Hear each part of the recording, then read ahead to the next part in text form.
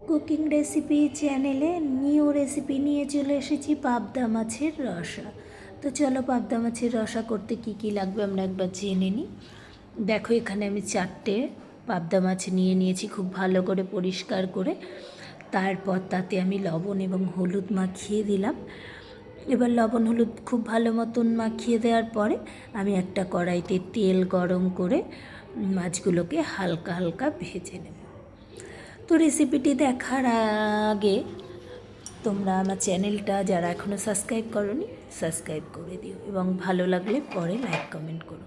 তো চলো এখন দেখো আমি কড়াইতে তেল দিয়ে দিয়েছি। তেলটা খুব ভালো মতো গরম হওয়ার পরে মাছগুলোকে একটা একটা করে ছেড়ে দেব। এবার আমি হালকা হালকা করে মাছটাকে ভেজে নেব।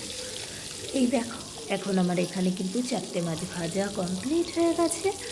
এবার আমি মাছ ভাজাগুলোকে তুলে নিয়ে এই তেলের মধ্যেই কিন্তু আমি যে মশলাটা করব সেই মশলাটা আমি এই তেলের মধ্যেই দিয়ে দেব। তো চলো মাছটি রান্না করতে আমি কি কি মশলা ইউজ করলাম দেখে নেওয়া যাক। এখানে আমি নিয়েছি কিছুটা সর্ষে, কিছুটা পোস্ত, 4-5টা লঙ্কা, যে যেমন ঝাল খাও সেমন পরিমাণে, 4টে থেকে 5টা গোলমরিচ, একটা টমেটো আর একটু আদা। তো এইটুকু মশলা নিয়েই কিন্তু আজকে আমি পাবদা মাছের রসাটি রান্না করব। তো আমাদের তো ভীষণ ভালো লাগে, তোমাদের কেমন লাগে রান্না করে এইভাবে খেয়ে জানিও।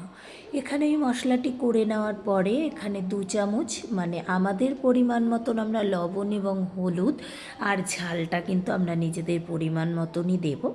এখানে দেখো তেলটা একটু ঠান্ডা হয়ে গেছিলো মশলা করতে করতে। এবার আমি তেলটাকে একটু গরম করে নিলাম, নিয়ে মশলাটির সঙ্গে লবণ হলুদ একবারে বাটির মধ্যে দিয়ে আমি গরম তেলে কিন্তু মশলাটি তৈরি হওয়ার জন্য দিয়ে দিলাম।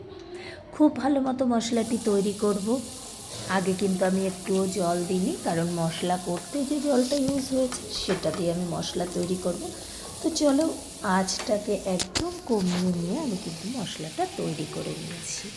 এই মাছটা রান্না করার জন্য মাছ ভাজার পর থেকে পুরোটাই জাল কমিয়ে নিয়েই রান্না করতে হবে।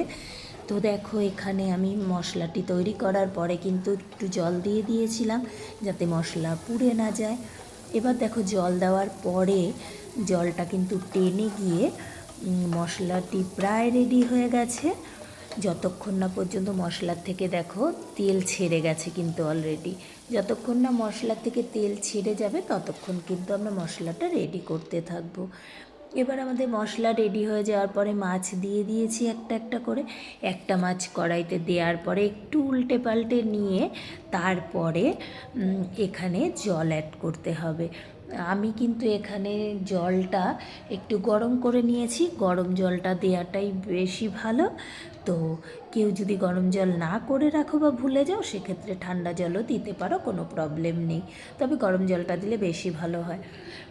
তো যাই হোক এই দেখো এখানে যেহেতু আমি আর কোনো সবজি ইউজ করিনি তাই বেশি জল কিন্তু এখানে আমার লাগবে না। পরিমাণ মতো আমি জল দিয়ে দিয়েছি এবং মাছগুলোকেও কিন্তু খুব ভালো করে ওই জল এবং মশলার মধ্যে ভালো করে সেট করে দিয়েছি। এবার আমি ঢেকে দেব। 5 মিনিট বাদেই কিন্তু আমি ঢাকনা উল্টে দিয়ে দেখব আমার রান্না কমপ্লিট হয়ে গেছে। এই দেখো 5 মিনিট পরে কিন্তু আমি চলে এসেছি। মশলা এবং মাছটা যে রান্না হচ্ছে তার থেকে কিন্তু অলরেডি তেল ছেড়ে গেছে। তো আমার রান্নাও কমপ্লিট হয়ে গেছে।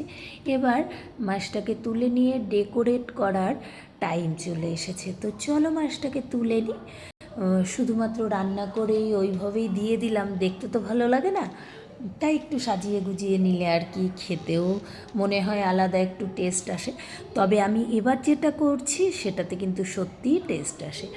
মাছগুলোকে আমি খুব ভালো করে একটা পাত্রতে তুলে নেব, তুলে নিয়ে তার মধ্যে একটু উপর থেকে ধনে পাতা আর 3 থেকে 4টে কাঁচা লঙ্কা চিড়ে নিয়ে সেই লঙ্কাগুলো এবং ধনেপাতা মাছের ওপর খুব ভালো মতো ছড়িয়ে উনুন থেকে নামানোর পরে 5 থেকে 10 মিনিট কিন্তু ঢাকা দিয়ে রাখতে হবে।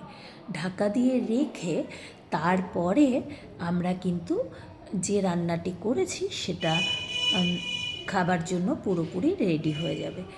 তবে কাঁচা লঙ্কা ধনেপাতা দেওয়ার আগে কিন্তু অবশ্যই খাওয়া শুরু করবে না।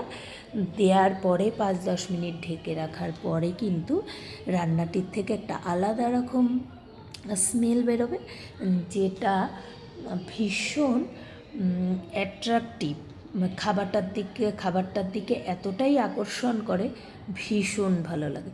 তো আজকে এই পর্যন্ত, কেমন লাগলো রান্না করে খেয়ে অবশ্যই জানাবে। টাটা।